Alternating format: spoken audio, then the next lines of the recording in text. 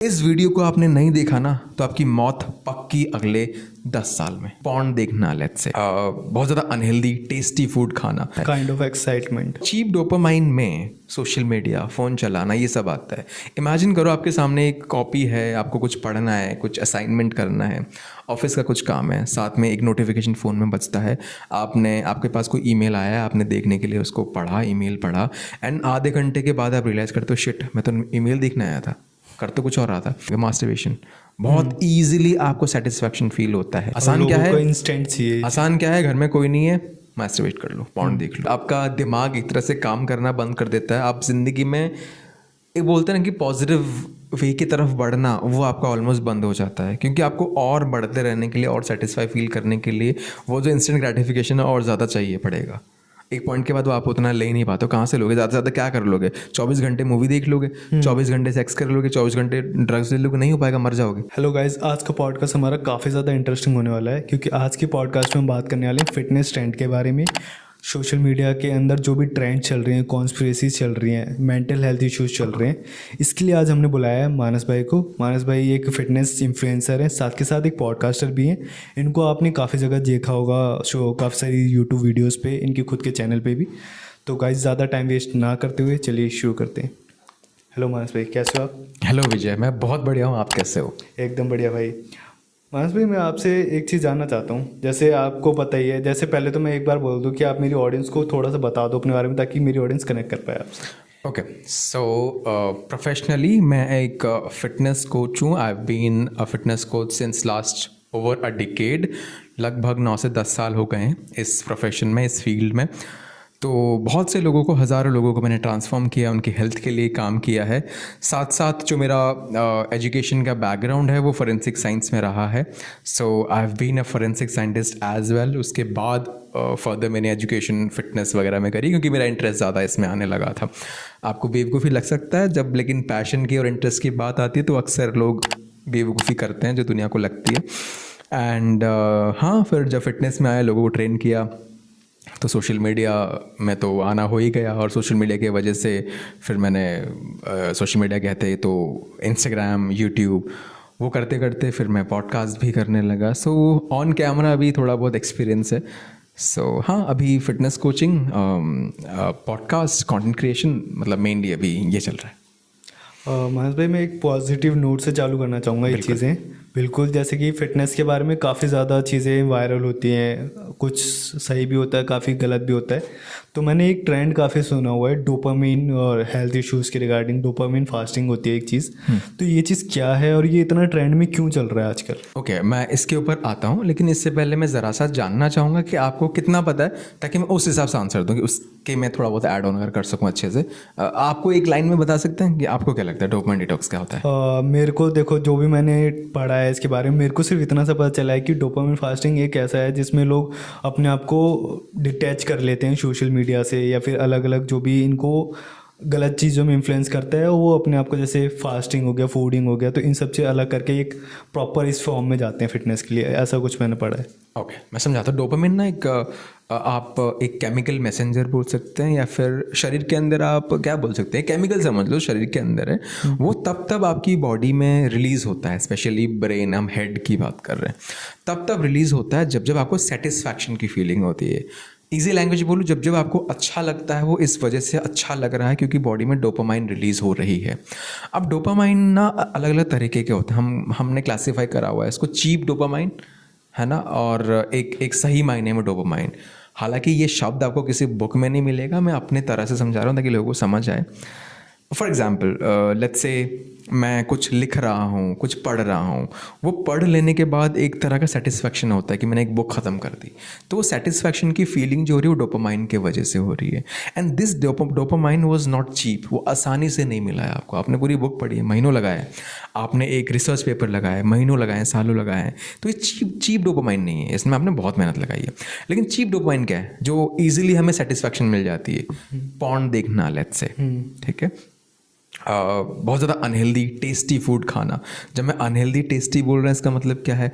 High in fat, high in sugar, high in salt. ये सारी चीज़ें हमें बहुत जल्दी से डोपामाइन का रश फील कराती हैं, यानी इसको खाते ही हमें सेटिस्फैक्शन और अच्छा लगता है, काइंड ऑफ एक्साइटमेंट कह सकते हो, यानी बहुत खुश हम फील करते हैं, अच्छा लगता है हमें। और इस वजह से लोग ज़्यादा क्या बोलना चाहूँगा मैं, इन चीज़ों की हैबिट पड़ जाती है, इनका बोलते हैं ना कि अब्यूज़ करना, ज़रूरत से ज़्यादा खाते रहना, तो एन्जॉयमेंट के पीछे ही भाग जाते हैं सिर्फ और सिर्फ डोपामाइन के वजह से, चीप डोपामाइन की वजह से। और चीप डोपामाइन में सोशल मीडिया, फ़ोन चलाना, ये सब आता है। इमेजिन करो आपके सामने एक कॉपी है, आपको कुछ पढ़ना है, कुछ असाइनमेंट करना है, ऑफिस का कुछ काम है, साथ में एक नोटिफिकेशन फ़ोन में बजता है, आपके पास कोई ईमेल आया है, आपने देखने के लिए उसको पढ़ा, ईमेल पढ़ा, एंड आधे घंटे के बाद आप रियलाइज़ करते हो शिट, मैं तो ईमेल देखने आया था, कर तो कुछ और रहा था। क्योंकि वो जो डोपामाइन है, वो जो सेटिस्फैक्शन है, कुछ देख रहा हूँ, वाह वाह मज़ा आ रहा है, स्क्रॉल कर रहा हूँ, वो डोपामाइन, वो जो सेटिस्फैक्शन मिल रहा है, बहुत ईजीली मिल रहा है।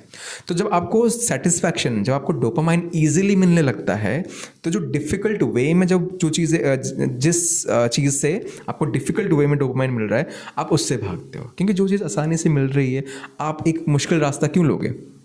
तो इस वजह से ज़िंदगी में फोकस करने के लिए, कंस्ट्रक्टिव काम करने के लिए, कंस्ट्रक्टिव मतलब वो काम जो आपको वाकई में ज़िंदगी में फ़ायदा कराए, अगर वो सब काम करना है ना, तो आपको चीप डोपामाइन आपके लाइफ से कम करना पड़ेगा। क्योंकि या तो आप चीप ले लो, आसान जो मुश्किल रास्ता है उसको भूल जाओ, मुश्किल रास्ता लोगे तो चीप के पीछे भागने का आपके पास टाइम ही नहीं बचेगा। सो इस वजह से डोपामाइन डिटॉक्स बहुत अच्छी और ज़रूरी चीज़ है। इवन मेरी लाइफ में ना ये अपने आप आई है। आई एम अ पर्सन, अगर मेरे पास टाइम खाली है तो मैं कुछ पढ़ लेना पसंद करूँगा, फ़ोन स्क्रॉल करना पसंद नहीं करूँगा, क्योंकि हमारा काम ही ये सोशल मीडिया करना, चीज़ें पोस्ट करते रहना, तो एक तरह से हम तंग आ चुके हैं। तो कहीं ना कहीं इस चीज़ ने हमें हेल्प किया है फ़ोन वोन ये सब डिस्ट्रैक्शन से दूर रहने का। So I am a person who is majorly focused on ज़िंदगी में क्या करना चाहिए, क्या ज़्यादा कंस्ट्रक्टिव वे में आपको बिल्ड कर रहा है।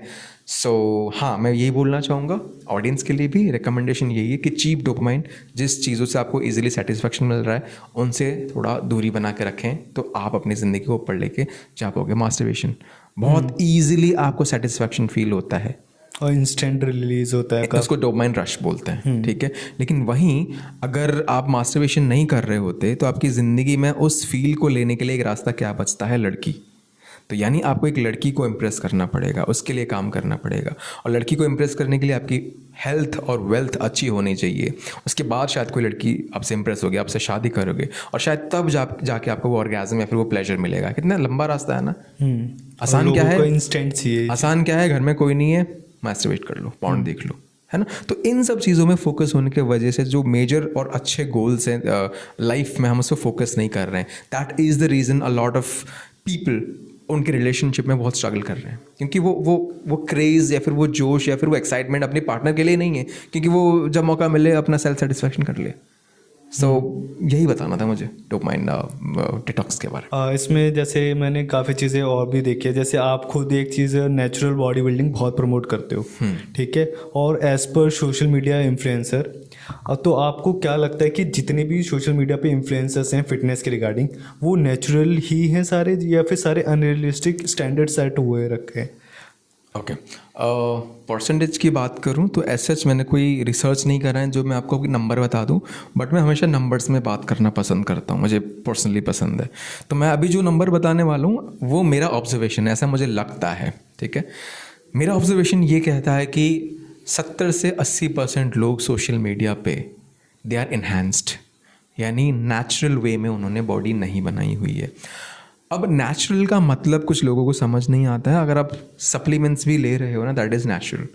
अननेचुरल होने का मतलब है कि आप बाहर से कुछ हार्मोन, कुछ स्टेरॉइड्स ऐसा डाल रहे हो जो आपकी बॉडी के फंक्शनिंग के साथ छेड़छाड़ करे, यानी नेचुरली आपकी बॉडी जिस तरह से काम करनी चाहिए उसमें छेड़छाड़ करना और फिर बॉडी बनाना, वो अननेचुरल चीज़ है। सप्लीमेंट्स क्या है कि जो आप खाने से चीज़ें लेते हो वो चीज़ें आपको थोड़ी और ज़्यादा मात्रा में चाहिए क्योंकि आप वर्कआउट कर रहे हो, तो उन चीज़ों को पाउडर फॉर्म में बना दिया गया है, वो सप्लीमेंट है।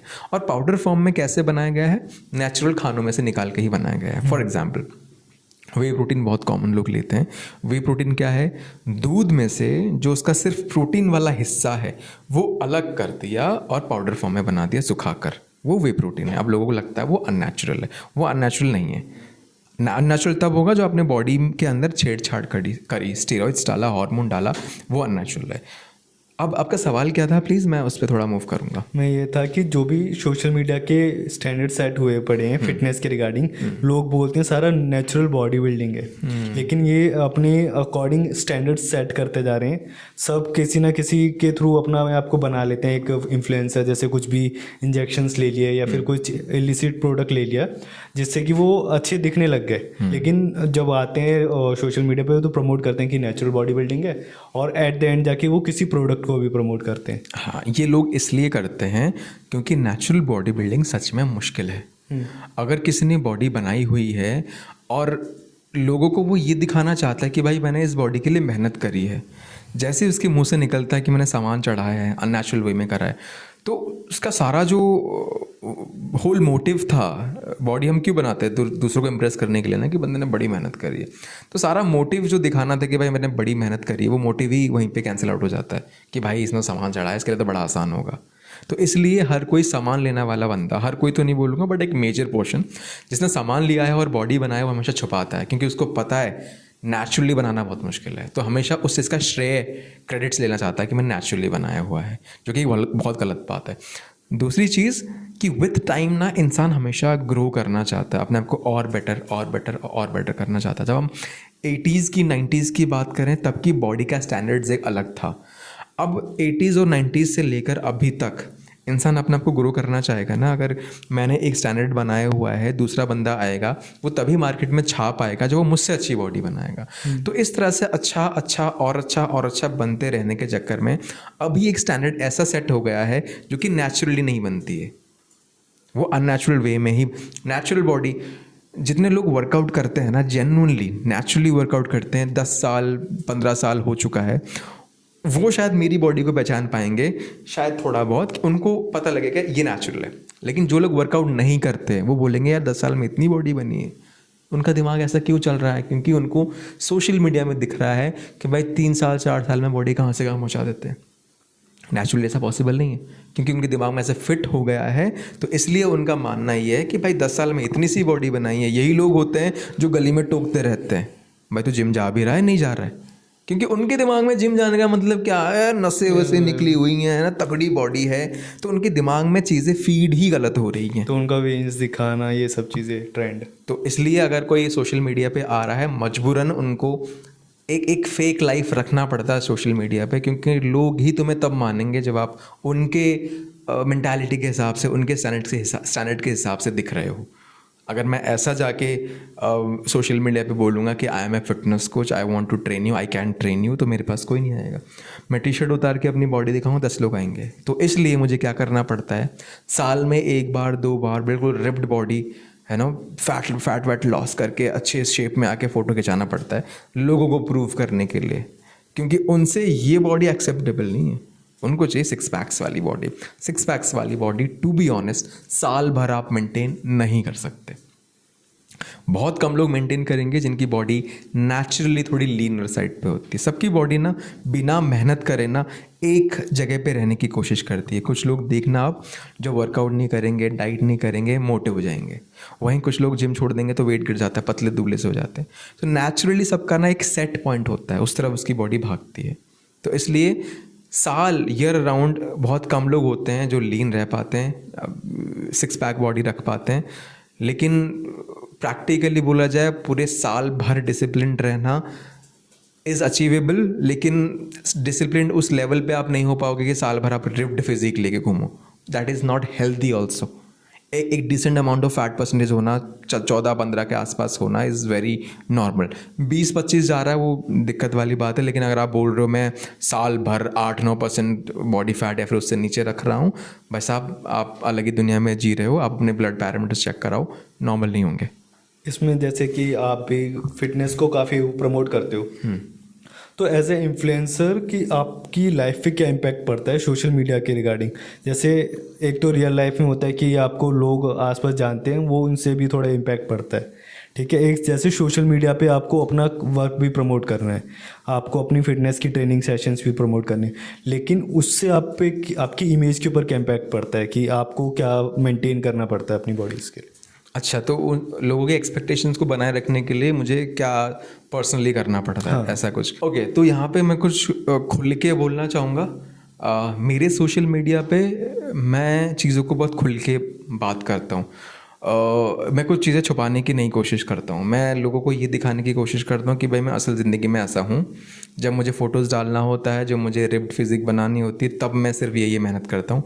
असल ज़िंदगी में मैं ये खा रहा हूँ जो आप लोग खाते हो, मैं ये कर रहा हूँ जो आप लोग भी करते हो। लेकिन मेरी ज़िंदगी का एक मेजर पोर्शन डिसिप्लिन्ड है। हो सकता है वो मेजर पोर्शन मेरी ज़िंदगी में 65-70% है, बाकी 25-30% मैं एंजॉय करता हूँ। आइसक्रीम खाता हूँ, जलेबी खाता हूँ, समोसे खाता हूँ, सब कुछ करता हूँ।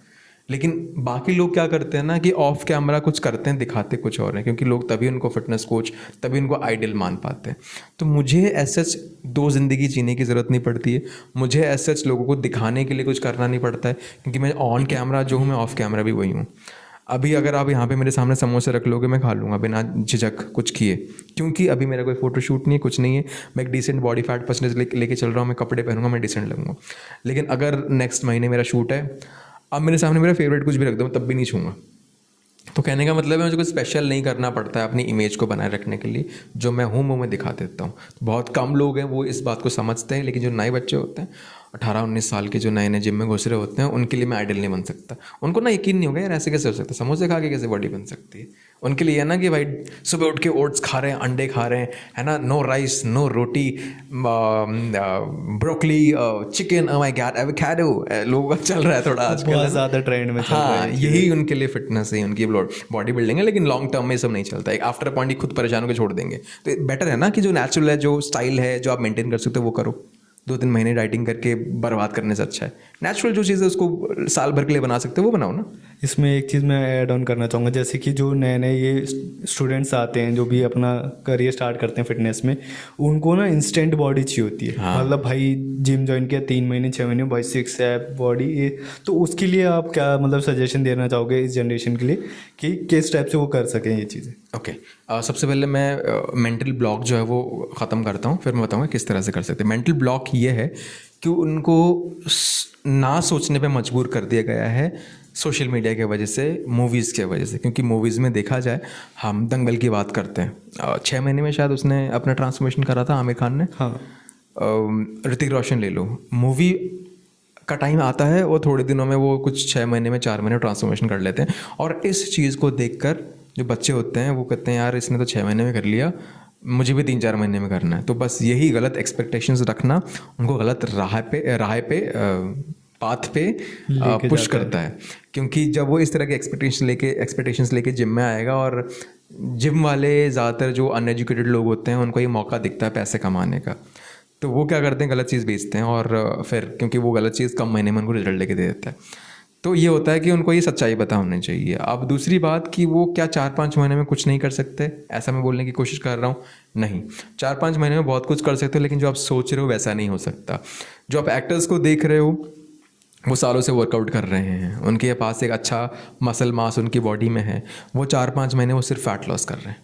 फैट लॉस करने में 2-3-4 महीने लगते हैं, मसल बिल्ड करने में सालों लगते हैं। मसल बिल्डिंग ही लंबा प्रोसेस होता है। तो अगर आप एक बिगिनर हो, आपको लगता है वैसी बॉडी बना लोगे, और उस तरह की बॉडी में आप नोटिस नहीं कर रहे हो कि मसल्स कितना सारा है, आपके पास मसल ही नहीं है ना। मसल बिल्डिंग टाइम लेता है बनाने में। तो एक्सपेक्टेशंस आप ये रखो कि अगले 4 से 5 महीने में आपने अपने परफॉर्मेंस पे ध्यान देना है। बोले तो ज़्यादा से ज़्यादा वेट उठ रहा है आपसे, आपका जो स्ट्रेंथ लेवल है वो बढ़ रहा है, आपकी एंड्योरेंस बढ़ रही है, आपके फिटनेस लेवल बढ़ रहा है, परफॉर्मेंस पे फोकस रखो। ज़्यादातर लोगों पे ये अप्लाई होगा। हाँ, लेकिन अगर आप बहुत ज़्यादा मोटे हो तो ऑब्वियसली 4-5 महीनों का फैट लॉस हो जाएगा, बट आप वैसा नहीं देखोगे अपने फेवरेट एक्टर की तरह, क्योंकि आपके पास मसल मास उतना नहीं है। आप पहले से लीनर दिखोगे, अच्छा दिखोगे, बट वो शेप लाने के लिए हो सकता है आपको 2-3-4 साल लग जाए। और इसमें जैसे कि एक मैं कंट्रोवर्शियल टॉपिक पे बात करना चाहूँगा, जैसे कि काफ़ी सारे इन्फ्लुएंसर्स हैं, फिटनेस इन्फ्लुएंसर, जो सोशल मीडिया पे तो नेचुरल दिखाते हैं, लेकिन बिहाइंड द सीन वो स्टेरॉइड्स और इंजेक्शन वगैरह वो सेल आउट कर रहे हैं काफ़ी।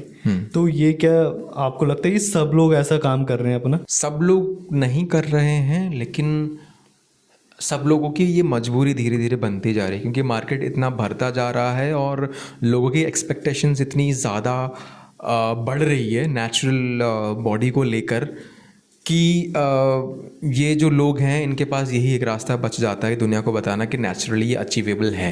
जबकि है नहीं, और बिहाइंड द सीन लेकर उनको फिर ऐसे सामान चढ़वाना, फिर उन बच्चों को लेकर फिर फर्दर प्रमोट करना कि देखो मैंने इसकी बॉडी बनवा दी। क्योंकि अननेचुरल बॉडी बनाना सबसे क्या बोलूँगा आसान काम होता है, क्योंकि मेहनत आपको लगभग उतनी ही करनी पड़ेगी, लेकिन रिजल्ट आपको दूसरे वाले बंदे से बहुत तेज़ी से आ जाए। जैसे कि एक चीज़ और है, फिटली इन्फ्लुएंसर्स हैं, अब उनके पास काफ़ी सारे प्रोडक्ट्स का प्रमोशंस आता है, जैसे आपके पास भी आता होगा कि मुझे ये प्रोडक्ट प्रमोट कराने हैं, मैंने नया बनाए। लेकिन काफ़ी ज़्यादा इन्फ्लुएंसर्स ये होते हैं कि वो रिसर्च नहीं करते इस पर कि वो ऑथेंटिकेट प्रोडक्ट है, वेरीफाइड है, गवर्नमेंट ऑथोराइज्ड है या नहीं है, लेकिन वो उसको प्रमोट करते हैं जस्ट बिकॉज उन्हें थोड़ा ज़्यादा अमाउंट मिलता है, ये सब चीज़ें। और इससे क्या होता है, जो नॉर्मल लोग होते हैं जो फॉलो करते हैं उन्हें एज अ मतलब गाइडेंस, तो वो उनकी इमेज पे, उनकी लाइफ पे बहुत इम्पैक्ट करता है। तो आपका क्या राय है इसमें? ओके, तो मैं इस पर आपको अंदर की बात बता सकता हूँ, क्योंकि मैं खुद प्रमोशन ले चुका हूँ। एक बहुत बड़ा ब्रांड है जिसका मैं प्रमोशन कर चुका हूँ, और मुझे पता है कि बिहाइंड द सीन क्या चल रहा है, किस तरह की डीलिंग होती है। थोड़ा सा अगर मैं रिवील आउट करूँ, कोई भी ब्रांड मल्टीपल प्रोडक्ट्स बनाती है, ऐसा नहीं कि सिर्फ ये प्रोटीन बना रहे हैं, वो साथ साथ और भी प्रोडक्ट्स बनाती है। तो ज़रूरी नहीं हर प्रोडक्ट काम करता है। साइंटिफिकली बहुत कम प्रोडक्ट्स होते हैं जो सच में काम करते हैं, बाकी बस आपको बेवकूफ़ बनाया जाता है साइंटिफिक रिसर्च का इस्तेमाल करके। क्योंकि एक स्टडी में कुछ निकल गया, थोड़ा सा हिस्सा उसका पकड़ लिया कि लो भाई इससे इसका बेनिफिट होता है, उसका हम प्रोडक्ट ही बना देते हैं। तो ऐसे एक प्रोडक्ट एक ब्रांड का मैंने स्पॉन्सरशिप किया हुआ है, नाम नहीं लेना चाहूँगा, हालांकि जो लोग मुझे जानते हैं वो समझ जाएंगे किस ब्रांड के बारे में बात कर रहा हूँ। तो उन्होंने मुझे को बोला कि आपको ये प्रोडक्ट प्रमोट करना है। मैंने कहा सॉरी, मैं प्रमोशन की अगर बात आएगी सिर्फ ये प्रोडक्ट मैं प्रमोट कर पाऊँगा, लेकिन जो आपके दूसरे प्रोडक्ट्स हैं मैं ना इनको खुद यूज़ करता हूँ, ना मैं अपने क्लाइंट से ये सब चीज़ों को यूज़ करवाता हूँ, तो मैं इनको प्रमोट नहीं कर सकता। तो फिर उन्होंने फिर साफ साफ हमारी डील हुई कि देखो अगर मैं आपके साथ काम करूँगा तो मैं सिर्फ इतने ही प्रोडक्ट या फिर कुछ चुनिंदे 1-2 प्रोडक्ट ही मैं उनको प्रमोट करूँगा। तो ये बातचीत हुई थी, क्योंकि मैं एजुकेटेड था। एजुकेटेड का मतलब मैं ये नहीं बोल रहा कि मैं बहुत पढ़ा लिखा हूँ, वो तो मैं हूँ ही। एजुकेटेड का मतलब मैं ये बोल रहा हूँ कि मुझे चीज़ों का ज्ञान है जो मैं कर रहा हूँ, उसको एजुकेशन बोलते हैं। तो मैं उस चीज़ों को पकड़ पाया। और बिहाइंड द सीन क्या होता है ना, वो लोग आपको स्क्रिप्ट देते हैं कि हमारे प्रोडक्ट के बारे में आपको ये बोलना है, हमारा प्रोडक्ट इस तरह से काम करता है। तो इसमें क्या होता है कि इन्फ्लुएंसर को ना उस प्रोडक्ट के बारे में पता हो या ना हो, उसको तो स्क्रिप्ट मिल गई ना, भले ही वो कुछ भी बकवास पेल रहे हो स्क्रिप्ट में कि हमारा प्रोडक्ट शरीर में जाके ये करता है वो करता है, इन्फ्लुएंसर को खुद नहीं पता है। तो इन्फ्लुएंसर के लिए काम आसान हो जाता है कि यार मुझे इस प्रोडक्ट के बारे में कुछ नहीं पता है, सामने से बंदा खुद बता रहा है कि यही बोलना है, तो काम आसान है, पैसा ही मिल रहा है, कर दो। Which is very wrong. आपको खुद अपना रिसर्च करना चाहिए उस प्रोडक्ट के बारे में, उस ब्रांड के बारे में। मैंने जो ब्रांड लिया था, मैंने लगभग उससे 1 महीना लिया था कि मैं बताता हूँ। तो फिर मैंने उनका पूछा, बैकग्राउंड, सर्टिफिकेशन, सब कुछ मांगा। मैं खुद से श्योर हुआ, मैंने और देखे कि इस ब्रांड को और कौन कौन यूज़ कर रहा है, कितने लोग यूज़ कर रहे हैं, कब से ये ब्रांड है, इसके एसोसिएटेड और ब्रांड्स क्या हैं। इतना सब कुछ करने के बाद मैंने वो करा, क्योंकि आपके पास जो ठीक ठाक डिसेंट फॉलोअर्स है ना, इतने लोगों की ज़िंदगी, इतने लोगों की हेल्थ आपने अपने हाथ पे ले रखी है। आप ऐसे कुछ भी प्रोडक्ट प्रमोट कर दोगे पैसे के लिए, कुछ चंद पैसों के लिए, लेकिन उन बेचारे बच्चों को लाखों खर्च करना पड़ जाएगा कुछ गलत हो गया तो उस बात का ध्यान रखना बहुत ज़रूरी होता है। इसलिए रास्ता क्या है, इन्फ्लुएंसर्स सुधरेंगे कैसे?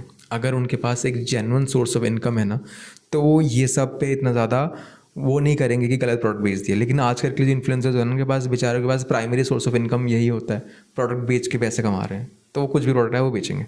लेकिन इस टाइप में ये भी होता है ना, जिनके पास एक इनकम सोर्स भी है ना, वो फिर भी मनी माइंडेड होके इस चीज़ को अलग लेवल पे प्रमोट कर रहे हैं। वो तो यार उसका हम कुछ कर नहीं सकते। At the end of the day ये आपके मोराल पे आता है कि आपको सीख क्या मिली है बचपन से, इंसानियत क्या है, दुनिया में आपको क्या करने आए हो, आपका वो जो स्पिरिचुअल नॉलेज है, इंसानियत का नॉलेज है, बचपन से आपको क्या सिखाया गया है, क्या पढ़ाया गया है, आपकी फैमिली, आपकी अपब्रिंगिंग, आपका बैकग्राउंड, आपके मोरल कैसा रहा है, सब कुछ उस पर डिपेंड करता है। बड़ा होने के बाद आप कितना समझा लो वो नहीं समझेगा। बचपन में रहे इस तरह के माहौल में, लूट लो, फाट लो, लूट है ना, गुंडागर्दी करो, जिस तरह के माहौल में आप रहोगे वही आपका इम्पैक्ट आएगा जब आप बड़े बन जाते। मैंने स्टार्टिंग में एक डोपामिन के रिगार्डिंग बात करी थी, छोटा सा टॉपिक था, मैं इसको थोड़ा डीप में जानना चाहता हूँ। Because you like it deep. चलो डीप में मैं इसलिए जानना चाहता हूँ क्योंकि जैसे कि पहले क्या होता था कि डोपामिन से हम इंस्टेंट ग्रेटिफिकेशन तो ले लें कि भाई हमें इंस्टेंट थोड़ा रिजल्ट मिल जाएगा किसी ना किसी तरीके से, बट ये लॉन्ग टर्म पे हमारी मेंटल हेल्थ पे क्या इम्पैक्ट डालता है कि बाद में आके हम डिप्रेस हो जाते हैं, या फिर एंजाइटी होती है हमें, या फिर हमारे अंदर बॉडी में कुछ ऐसी प्रॉब्लम्स हो जाती हैं। ओके, इंस्टेंट ग्रेटिफिकेशन के बारे में मैंने शुरू में बात करी, हालांकि मैंने टर्म यूज़ नहीं कर रहा है, मुझे लग रहा था कि ज़्यादा कॉम्प्लिकेटेड चीज़ें और साइंटिफिक ना बन जाए। इंस्टेंट ग्रेटिफिकेशन का सिंपली मतलब है, फॉर द ऑडियंस बताना चाहूँगा, जो मैं चीप डोपामाइन की बात कर रहा था वो इंस्टेंट ग्रेटिफिकेशन ही है। मतलब क्विकली आपका डोपामाइन रिलीज़ हो रहा है और एक रश एक अच्छे अमाउंट में मिल रहा है, उसको इंस्टेंट ग्रेटिफिकेशन बोलते हैं। आसान भाषा में किसी चीज़ को आप आसानी से और बहुत ज़्यादा दोगे तो उस चीज़ के लिए आपकी सेंसिटिविटी कम हो जाती है। बोले तो लेट्स से मैं आपको मार्शल आर्ट की ट्रेनिंग करा रहा हूँ और मैं चाहता हूँ कि एक मैंने खंबा रखा हुआ है और आप अपना पैर उसमें मारते रहो अपने पैर को मजबूत करने के लिए। तो जब इनिशियली आप अपने पैर को उस पर मारोगे, किक्स मारोगे, तो आपके पैर में बहुत ज़्यादा पेन होगा। तो यानी आपका पैर उस पेन के लिए बहुत सेंसिटिव है। लेकिन दिन में अगर मैं आपको 1000 किक्स करवाऊँ डेली के, 2 महीने 3 महीने 4 महीने के बाद आपका पैर उसके लिए आप सेंसिटिव नहीं है, आप उसको आराम से झेल लोगे। यानी आपको वही पेन अगर चाहिए तो आपको और ज़्यादा लातें मारनी पड़ेंगी, हो सकता है दिन में 5000 लातें, या तो वो लात का जो इंटेंसिटी है वो आपको और तेज़ करना पड़ेगा। तो कहने का मतलब है, जब इंस्टेंट ग्रेटिफिकेशन आप बहुत ज़्यादा अपनी ज़िंदगी में रखोगे तो जो डिलेड ग्रेटिफिकेशन है, जो कि अक्सर सही चीज़ों से मिलती है, डिलेड ग्रेटिफिकेशन का मतलब क्या था कि बहुत मेहनत करने के बाद जो डोपामाइन मिल रहा है, तो उस चीज़ के लिए आपकी सेंसिटिविटी कम हो रही है। तो यानी आपको और अच्छा फील करते रहने के लिए वो जो इंस्टेंट ग्रेटिफिकेशन वाली चीज़ है वो और करते रहना है और अच्छा आपको लगेगा। जो अच्छी चीज़ है वो लाइफ में आप मिस करते जाओगे। At the end of the day आप इतना ज़्यादा अपने आप को और अमाउंट दे नहीं पाओगे जो आपको चाहिए। तो फाइनली आप एक ऐसे फेज़ में घुसते हो, उसको हम डिप्रेशन बोलेंगे, या फिर आपका दिमाग एक तरह से काम करना बंद कर देता है। आप ज़िंदगी में एक बोलते हैं ना कि पॉजिटिव वे की तरफ बढ़ना, वो आपका ऑलमोस्ट बंद हो जाता है, क्योंकि आपको और बढ़ते रहने के लिए और सेटिस्फाई फील करने के लिए वो जो इंस्टेंट ग्रेटिफिकेशन है और ज़्यादा चाहिए पड़ेगा। एक पॉइंट के बाद वो आप उतना ले ही नहीं पाते हो। कहाँ से लोगे? ज़्यादा से ज़्यादा क्या कर लोगे? 24 घंटे मूवी देख लोगे, 24 घंटे सेक्स कर लोगे, 24 घंटे ड्रग्स ले लोगे, नहीं हो पाएगा, मर जाओगे। तो एक पॉइंट के बाद आपको अपने आप को रोकना पड़ता है, लेकिन आपकी बॉडी और मांग रही है जो आप दे भी नहीं पा रहे हो। तो किस तरह की सिचुएशन में आप फंस रहे हो आप देख सकते हो। दे भी नहीं सकते हो, चाहिए भी। ये शॉर्ट टर्म इम्पैक्ट की वजह से हो रहा है कि हमें हैबिट बन गई है हमारी। वही बात है। और एक चीज़ और है, जैसे आजकल फिटनेस इंडस्ट्री में ड्रग्स बहुत कॉमन हो गए, ठीक है। तो इससे क्या आपको लगता है कि जैसे कि अब ये काफ़ी सारे कंपटीशन होते हैं आपके फिटनेस के रिगार्डिंग, तो उसमें इन ड्रग्स का बहुत यूज़ होता है, तो इसमें रियलिस्टिक चीज़ें तो काफ़ी बची नहीं है। हाँ। तो इनका यूज़ किस प्रकार से इस चीज़ का बढ़ रहा है और क्यों बढ़ाया जा रहा है इसका? ओके, जैसे कि मैंने कहा ना कि इंसान अपने आप को बेहतर और बेहतर बनाना चाहता है, उसके नेगेटिव इम्पैक्ट को नज़रअंदाज करते हुए। हम साइंटिफिक एरा में हैं, हम चीज़ें बेहतर बनाने में लगे हैं, हर चीज़ को आसान बनाने में तो लगे हुए हैं। कोई भी टेक्नोलॉजी आ रही है वो क्या कर रही है? हमारे काम को आसान ही बना रहा है। तो उसके पीछे नेगेटिव इम्पैक्ट क्या आ रहा है? हमने ज़िंदगी में हिलना ही बंद कर दिया। हमने बैठे बैठे सब कुछ हो रहा है। खाना घर पर आ रहा है बैठे बैठे, जोमेटो स्विगी करना है, कपड़े चाहिए घर पे बैठे बैठे आ रहा है।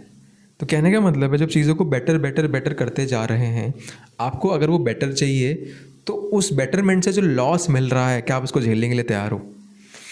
तो ऐसे ही बॉडी को दिखने में और अच्छा बनाते रहोगे। बॉडी की एक लिमिट होती है कि आपकी बॉडी नेचुरल वे में इतनी अच्छी बन सकती है। आपको और अच्छी बनानी है ना, तो कुछ चीज़ें आपको लॉस झेलना पड़ेगा। तो जो फिर आप ड्रग्स का इस्तेमाल करते हो और अच्छा बनाने के लिए, तो आपकी बॉडी में फिर नेगेटिव इम्पैक्ट्स मिलने लगता है। अब ये मैं क्यों बोल रहा हूँ कि आपकी बॉडी नेचुरल वे में इतना ही मसल स्टोर कर सकता है? क्योंकि आपकी बॉडी का जो प्राइमरी गोल है वो मसल बिल्डिंग है ही नहीं। वो हम अपनी बॉडी को ट्रिक कर रहे हैं कि भाई और मसल डालो। आपकी बॉडी का सिंपली काम है अपनी जनरेशन को आगे बढ़ाना, यानी रिप्रोड्यूस करना, मतलब अपनी पार्टनर के साथ मिलकर बच्चा पैदा करना। ये आपकी बॉडी का गोल है। अगर आप अपनी बॉडी में मसल चढ़ाते हो तो उसके लिए बॉडी को बहुत मेहनत करनी पड़ती है। जिम वाली मेहनत की बात नहीं कर रहा हूँ, जिम वाली मेहनत कर ली, जो आपकी बॉडी मसल्स बन रहे हैं अंदर, उसके लिए बहुत काम करना पड़ता है, और उस काम के लिए आपकी बॉडी को बहुत सारी एनर्जी चाहिए, और आपकी बॉडी हमेशा एनर्जी सेविंग मोड पे जाना चाहती है। क्योंकि पहले के ज़माने में क्या होता, ज़माना कह रहा हूँ, जब हम जंगलों में रहते थे, खाना वाना नहीं मिलता था हमें, किस मील में कितना खाना मिला हमें खुद भी नहीं पता था। तो जब भी खाना मिले खा लो, जब भी ज़रूरत पड़े कम से कम कैलोरीज बर्न करो, आपकी बॉडी नेचुरली वही चाहती है।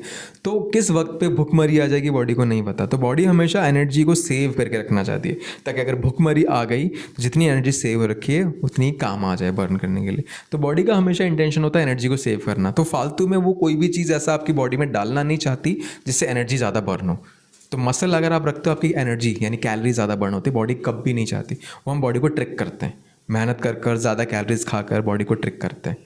तो होता क्या है ना, बॉडी को और अच्छी बनाने के लिए ड्रग्स का, स्टेरॉइड्स का इस्तेमाल होने लगा है। तो जब आपको स्टेज पे जाना होता है, कंपटीशन में जाना होता है, तो ये ना आजकल बहुत नॉर्मल सी बात हो चुकी है, जो कि होना नहीं चाहिए। आजकल एक नॉर्मल सी बात हो चुकी है, स्टेज पे अगर कोई बंदा चढ़ा है ना, वो सब पक्का सामान लेके चढ़ा है, क्योंकि आप नेचुरल चढ़ रहे हो, 10 बंदे और सामान लेके चढ़े हुए हैं ना, तो आप भूल जाओ कि उस कॉम्पिटिशन को जीतोगे। जीतना क्या, आप 10th पोजीशन भी लेके नहीं आओगे अगर आप नेचुरल गए हुए। तो स्टेज पे चढ़ना है तो आपको सामान लेना पड़ेगा ही पड़ेगा, और कोई रास्ता नहीं है। और दूसरी बात ये है कि नेचुरल बॉडी बिल्डिंग भी होती है, उसके अलग कंपटीशन होते हैं। तो इसको बोलते हैं रिस्क टू बेनिफिट रेशियो, यानी जो आप बेनिफिट लेने की कोशिश कर रहे हो उस बेनिफिट के लिए कितना आप रिस्क लेने को तैयार हो। ठीक है, फॉर एग्जांपल अगर मुझे स्टेज पे चढ़ना है तो मैं सामान ले रहा हूँ, लेकिन उसका मुझे फ़ायदा मिल रहा है, मुझे रिकग्निशन मिल रहा है, लोग जान रहे हैं, और उससे मैं पैसा कमा रहा हूँ। अगर मुझे लोग जान रहे हैं अपनी मेरी बॉडी के लिए, तो मैं सप्लीमेंट्स बेच सकता हूँ, मैं अपनी फिटनेस कोचिंग खोल सकता हूँ, मैं 10 तरह के और बॉडी बिल्डर्स को वर्कआउट करवा सकता हूँ उनसे फ़ीस लेकर। तो उस रिस्क को लेने के मुझे कितने सारे फ़ायदे मिल रहे हैं। लेकिन जो नॉर्मल इंसान है, जो स्टेज पे नहीं चढ़ना चाहता है, आपको उस रिस्क से कितना फ़ायदा मिल रहा है? नहीं मिल रहा है। तो मेरा मतलब यही है कि अगर आपको उस लेवल पे जाना है, सामान लेना इट कम्प्लीटली मेक्स सेंस, लेकिन अगर आपको उसके ख़तरे नहीं पता है, जानबूझ के आप वो ख़तरा ले रहे हो, लेकिन उस ख़तरे लेने से आपको फ़ायदा क्या हो रहा है वो आपको देखना चाहिए। बिना फ़ायदा का ख़तरा लेने का मतलब है, अगर मैं लेट्स से फुटबॉल ही खेल रहा हूँ और मुझे पता है कि उस फुटबॉल मैच में मेरे पैर टूट सकते हैं, मेरे को हार्ट अटैक भी आ सकता है, बड़े बड़े प्लेयर्स को ऑन फील्ड हार्ट अटैक आ गया, मुझे पता है कि मैं गिर सकता हूँ, मेरा पैर मुड़ सकता है, वो एक रिस्क है। लेकिन उस रिस्क से मुझे फ़ायदा क्या मिल रहा है? पैसे मिल रहे हैं ना मुझे, वर्ल्ड स्केल पे मुझे लोग जान रहे हैं। लेकिन वहीं मैं आपको बोलूँ कि उस लेवल का गेम आप खेलो, लेकिन आपको कोई जानेगा नहीं, तो आप उतना रिस्क नहीं लोगे, उतनी तगड़ी ट्रेनिंग आप नहीं करोगे, उतने तगड़ी आप डाइटिंग नहीं करोगे, क्योंकि इतना सब कुछ रिस्क लेने का फ़ायदा क्या है? एंजॉयमेंट तो चाहिए आपको बस।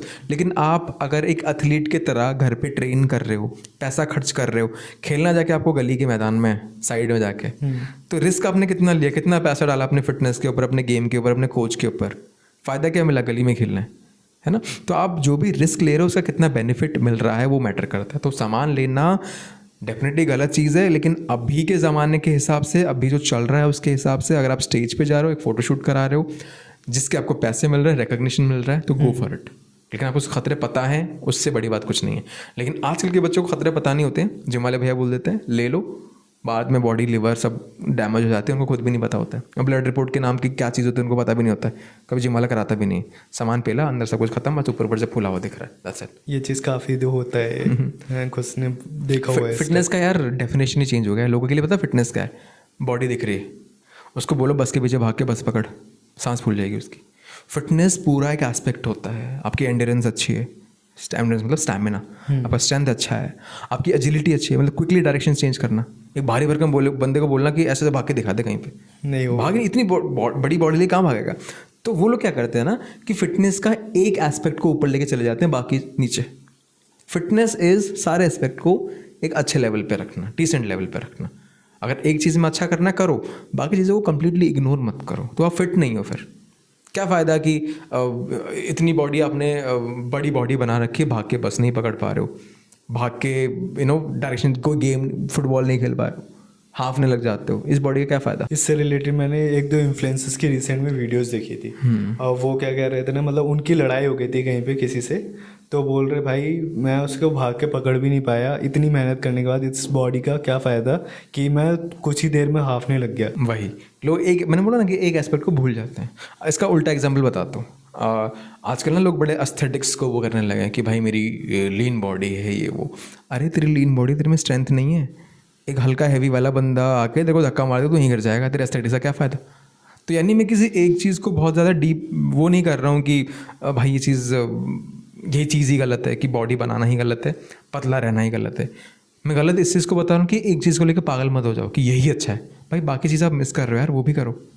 मैं ये बताने की कोशिश कर रहा बाकी अब मैं आपसे जानना चाहूँगा कि आपकी क्या जर्नी रही है अभी तक, आप एज ए फिटनेस इन्फ्लुएंसर हो, आपने कैसे स्टार्ट किया था ये चीज़ें, मैं आपके बारे में थोड़ा जानना चाहता हूँ। ओके, सो मेरी जर्नी जब मैं 12th स्टैंडर्ड में था और एंड में एग्ज़ाम्स का टाइम आता है, स्कूल की छुट्टियां पड़ जाती हैं, तो उन छुट्टियों में मैंने बहुत खाना खाया। पिज़्ज़ा विज़्ज़ा, स्कूल जाता था, कुछ ना कुछ प्रैक्टिकल्स होते थे, एक्स्ट्रा क्लासेस होते थे, तो बाहर बहुत खाया मैंने। तो अचानक से ना मैं बहुत थोड़ा फैलने लगा, आउट ऑफ शेप जाने लगा। और मुझे पता था कि कॉलेज का टाइम आने वाला है, स्कूल के बाद college, so I wanted to be in shape.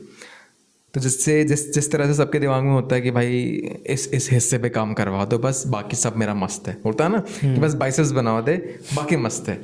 तो मेरा भी ऐसा था कि बस जिम जाना है और बस पेट कम करना है, बाकी सब मस्त है। तो मैंने जिम वाले भैया को बोला कि भैया आओ ना, मेरे बस पेट की एक्सरसाइज करा दो, बाकी सब ठीक है। तो मैंने बोला ऐसा नहीं होता, बस सब वर्कआउट करना पड़ता है।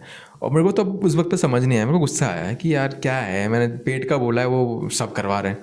फिर जब धीरे धीरे करता गया, बॉडी में चेंजेस आए, तब मुझे समझ आया कि बाकी सब चीज़ें शेप में आ रही हैं, उस वजह से पेट अच्छा दिख रहा है। शोल्डर्स ब्रॉड हो गई, चेस्ट अच्छी लग रही है, बाइसेप्स अच्छे लग रहे हैं, उसके साथ में एब्स अच्छे लग रहे हैं। इमेजिन बाकी सब सूखा हुआ है, सिर्फ एब्स लगे, अब भुखमरी का शिकार लोगे और कुछ नहीं लगोगे, है ना। तो सब कुछ ट्रेन करना ज़रूरी होता है। इस तरह से मेरी जर्नी स्टार्ट हुई। एंड क्योंकि मैं थोड़ा सा पढ़ाकू बच्चा था, पढ़ाकू बोले तो मेरे जो परसेंटेज है वो 90 के क्लोज आते थे, 87, 88, 91, 93 ऐसे आते थे, 90 के क्लोज आते थे।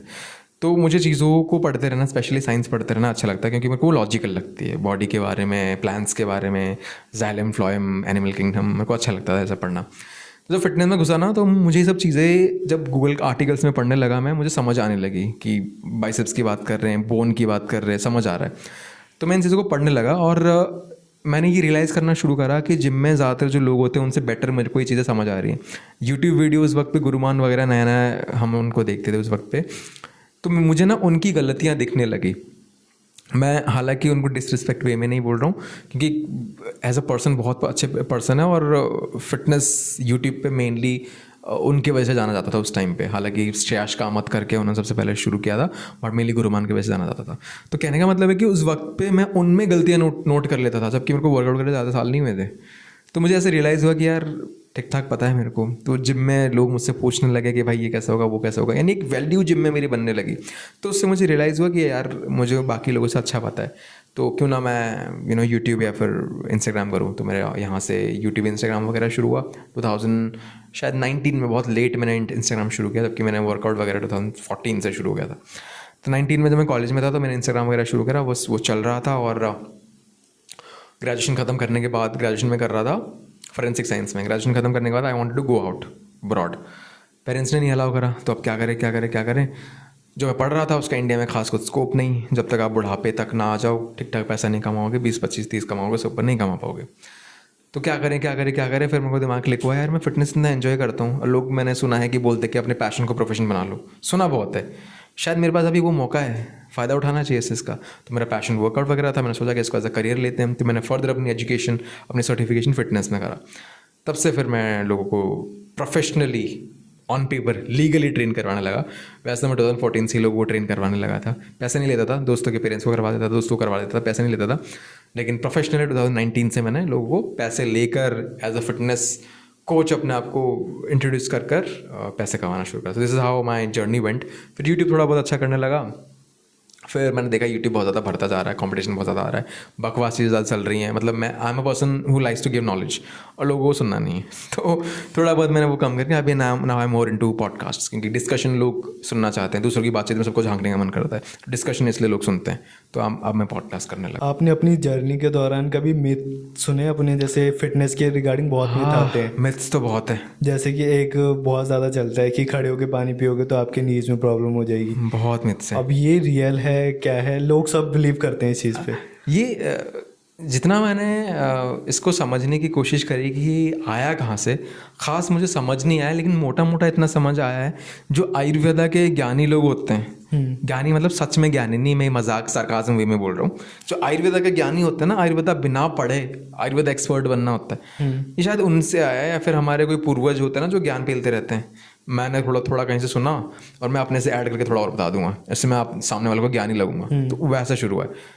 आपको सिंपली समझना है यार, आप इतनी बड़ी बात बोल रहे हो, आपके बॉडी के बारे में बेसिक पता है, 8th 9th 10th में बॉडी का बेसिक होता है।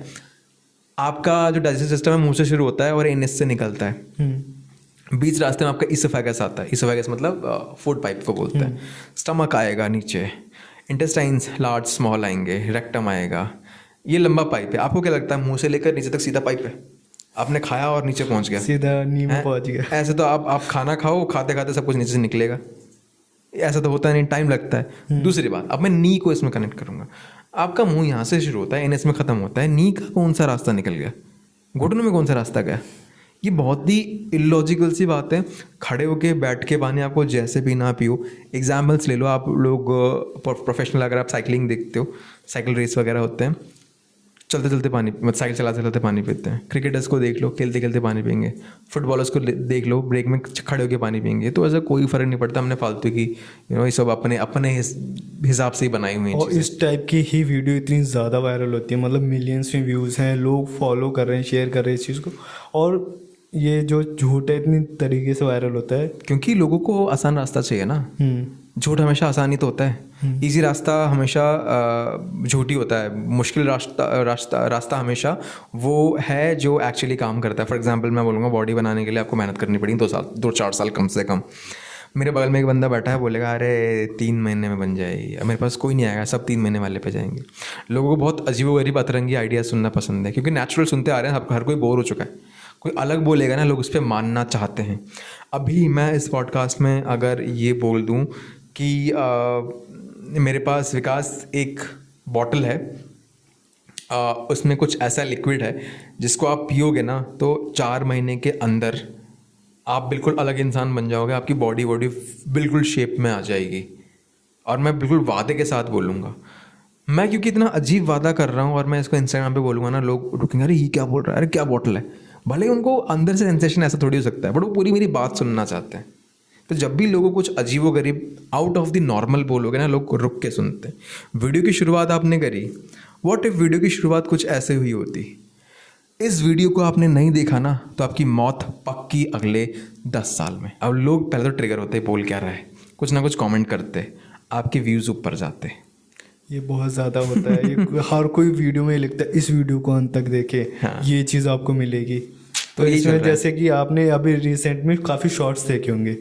शॉर्ट्स में क्या देखा होगा कि लोग पूरा एक प्रोडक्ट बनवाते हैं कि ये डालो वो डालो, मिल्क शेक बनाओ उसे। तो वो चीज़ें क्या आपको लगता है वो रियलिस्टिक हैं या फिर वो भी अपनी तरफ से चीज़ें प्रमोट कर रहे हैं?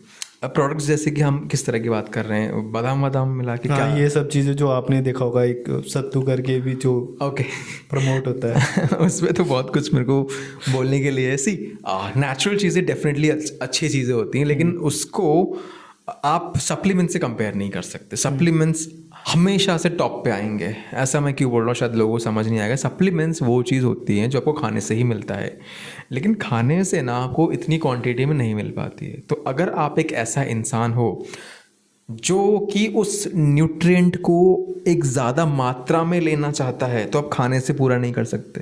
क्योंकि अगर वो खाने से पूरा करना है ना, तो इतना सारा खाना आपको वो वाला खाना पड़ेगा कि आपका पेट बाकी खाने के लिए बचेगा ही नहीं, है ना। फॉर एग्जाम्पल लेट्स से हम वे प्रोटीन की बात कर रहे हैं। एक स्कूप वे प्रोटीन में 22-25 से लेकर 27 ग्राम प्रोटीन मिलता है, लेकिन उतना अगर आपको प्रोटीन सिर्फ दूध से चाहिए तो आपको शायद 10 लीटर के अराउंड दूध पीना पड़ेगा, है ना। तो ये नंबर मैंने कोई कैलकुलेशन करके नहीं बोला, अंदाज़न बोला है, ऊपर नीचे हो सकता है। आपको एक आइडिया दिलाने के लिए कि एक स्कूप जितना प्रोटीन 10 लीटर दूध पीना पड़ेगा। ईजी कौन सा है? स्कूप वाला तरीका आसान है। तो बोलने का मतलब है कि जो नेचुरल चीज़ें हैं जैसे कि दूध अच्छी चीज़ है, लेकिन उसको सप्लीमेंट से कंपेयर करना तो सही नहीं है। समझ रहे हो ना। तो कहने का ये मतलब है कि दूध, सत्तू, अपना मसाला बनाना कूट काट के वो अच्छी चीज़ है, लेकिन उसमें से कैलोरीज बहुत मिलता है। लोग आजकल बोलते हैं ना कि वे प्रोटीन मत लो, ये घोल लो, ये बना लो, लेकिन वो जो आप बना रहे हो ना उसमें प्रोटीन से ज़्यादा आप कार्ब्स और फैट ले रहे हो। तो क्या होता है, उस कार्ब्स और फैट से जो कैलोरीज मिल रही हैं वो आपको मोटा कर रहा है। तो डेफिनेटली वो चीज़ अच्छी है, लेकिन उस चीज़ को आप अपनी ज़िंदगी में फिट नहीं कर पाओगे, क्योंकि इतनी कैलोरीज दे रहा है ना कि आप बाकी खाने तो खा ही नहीं पाओगे। खा भी लिया तो उस खाने से भी कैलोरीज आ रही, तो एट द एंड आप मोटा हो रहे हो, आप अपने गोल की तरफ ही नहीं बढ़ पा रहे हो। और किसी भी खाने का बहुत एक्सेस कर देना डेंजरस होता है। डेंजरस यानी लेट्स से मैं बोल रहा हूँ, बहुत चलन है ना, चने खाओ प्रोटीन मिलेगा, है ना, आपको सप्लीमेंट्स लेने की ज़रूरत नहीं। अरे भाई चना इंसान कितना खाएगा, पेट में आपका गैस हो जाने वाला है। चना ही खाता रहेगा दिन में, और क्या खाएगा? चने से कितना प्रोटीन ले लेगा? और बात सिर्फ प्रोटीन की नहीं है, प्रोटीन की क्वालिटी भी होती है ना, जो आपको दूध से मिलता है, डेयरी से मिलता है, नॉनवेज से, एग से मिलता है, उस प्रोटीन की क्वालिटी अच्छी होती है। मतलब प्रोटीन के अंदर ना अमीनो एसिड्स होते हैं जो मिलकर प्रोटीन बनता है। तो इन सोर्सेज से जो अमीनो एसिड्स मिलता है, जो प्रोटीन मिलता है, वो पूरा होता है, यानी 20 के 20 अमीनो एसिड्स, या फिर जो वो अमीनो एसिड्स जिससे हमारी बॉडी बनती है वो पूरे होते हैं। वेज सोर्सेज में पूरे नहीं होते, इसलिए ना वेज को हमेशा हम कंबाइन करते हैं, रोटी के साथ दाल, चावल के साथ दाल, क्योंकि दाल के अंदर जो प्रोटीन नहीं है वो आपको मिल जाएगा रोटी के अंदर, रोटी के अंदर जो प्रोटीन नहीं है वो मिलेगा आपको दाल के अंदर। इसलिए वेज में कॉम्बिनेशन होता है हमेशा, और वेज में प्रोटीन का अमाउंट कम होता है। जिसमें ज़्यादा प्रोटीन मिलता है उसमें प्रोटीन की क्वालिटी नहीं अच्छी होती है, अमीनो एसिड्स मिसिंग होते हैं। तो लोगों को बायो अवेलेबिलिटी नाम की एक चीज़ होती है, यानी जो प्रोटीन ले रहे हो, खा रहे हो, वो बॉडी आपका उसमें से कितना अच्छे से इस्तेमाल कर पा रही है। तो वेज सोर्सेज की जो बायो अवेलेबिलिटी होती है वो इतनी अच्छी नहीं होती है।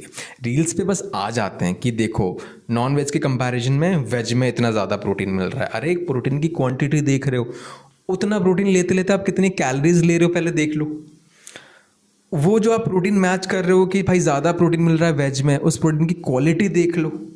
एक क्राइटेरिया को पकड़ के, एक पैरामीटर को पकड़ के उछलने लग जाते हैं। अरे मैं यहाँ पे वेज नॉन वेज की डिबेट में नहीं बैठा हूँ। कहने का मतलब है दोनों चीज़ों के अपने फ़ायदा और नुकसान है, कभी भी बाइज्ड मत हो जाओ। चीज़ों को आप मिक्स एंड मैच करके, कॉम्बिनेशन करके चीज़ों को चलाओ, ये कहना है मेरा। इसको अब मैं क्लोज करना चाहूँगा इस पॉडकास्ट को। वैसे मैं आपको बस ये चाहता हूँ कि आप मेरे को एक क्लोजिंग स्टेटमेंट बताओ कि आप हमारी ऑडियंस को क्या बताना चाहते हो फाइनल, कि ये चीज़ करनी चाहिए आपको। ओके, मैं ऑडियंस को ये बोलूँगा जो मैं अपने हर क्लाइंट को बोलता हूँ कि रिजल्ट ओरिएंटेड मत रहो। वर्कआउट इसलिए मत करो कि मुझे 4 महीने में बॉडी बनानी है। वर्कआउट इसलिए करो, डाइट इसलिए करो कि मुझे अपनी ज़िंदगी सुधारनी है। अगले 50 साल 60 साल मैं बिना बीमारियों के जीना चाहता हूँ। वर्कआउट करने का जो माइंड सेट है वो ये होना चाहिए कि अगले 1 साल में मैं आज इतना वज़न उठा रहा हूँ, अगले 1 साल बाद मेरे को मेरा स्ट्रेंथ लेवल ये चाहिए। मैं आज इतना भाग पा रहा हूँ, अगले 1 साल में मैं शायद ये होना चाहिए कि मैं इतना भाग पा रहा हूँ और ज़्यादा भाग पा रहा हूँ। तो परफॉर्मेंस को फोकस रखो। जब आपका परफॉर्मेंस ऊपर जाता है, हेल्थ अच्छी होती जाती है, बॉडी जो है वो बाय डिफ़ॉल्ट बन जाता है। बॉडी पे फोकस मत करो, अपनी बॉडी को अंदर से सही करने की, उसकी परफॉर्मेंस को इम्प्रूव करने की कोशिश करो। जब वो इम्प्रूव हो रही है, दैट मीन्स बॉडी अपने आप बन रही है, क्योंकि बॉडी बने बिना परफॉर्मेंस बढ़ नहीं सकता। अगर आपके मसल्स नहीं बन रहे हैं तो स्ट्रेंथ भी नहीं बढ़ रही है ना। तो स्ट्रेंथ पे फोकस करो। स्ट्रेंथ बढ़ रहा है, इसका मतलब है कि मसल्स भी बन रहे हैं, फिजिक अच्छा हो रहा है। यस। तो ये मेरा फाइनल नोट है अपने ऑडियंस के लिए। मानस भाई, आने के लिए आपका बहुत बहुत शुक्रिया। आपने काफ़ी कुछ शेयर किया हमारी ऑडियंस के लिए। अब मैं ये बोल सकता हूँ कि मेरी ऑडियंस को काफ़ी कुछ सीखने को मिला होगा इस पॉडकास्ट से। अब वो फालतू की वीडियो को प्रमोट ना करें। जो भी चीज़ आप देखते हो कि भाई खड़े होकर पानी मत पियो, घुटने ख़राब हो जाएंगे, ये चीज़ें ना करें पहले तो। और एक रियलिस्टिक सिचुएशंस के थ्रू आप अपने आप को काम करें। आप चाहते हो, आपको ये पॉडकास्ट आपको अच्छा लगा हो, आप मानस भाई से दोबारा इंटरेक्ट करना चाहते हो, कमेंट सेक्शन में आके ज़रूर बताना। और कौन सा पार्ट आपको सबसे ज़्यादा बेस्ट लगा। और जिसको भी मानस भाई से कनेक्ट करना है, सारी डिटेल्स मेरे डिस्क्रिप्शन में मिल जाएगी। और आप कमेंट सेक्शन में मुझे ये भी बता सकते हो कि आप और कौन सी गेस्ट को चाहते हो जिनको मैं बुलाऊँ। अभी के लिए थैंक यू गाइस।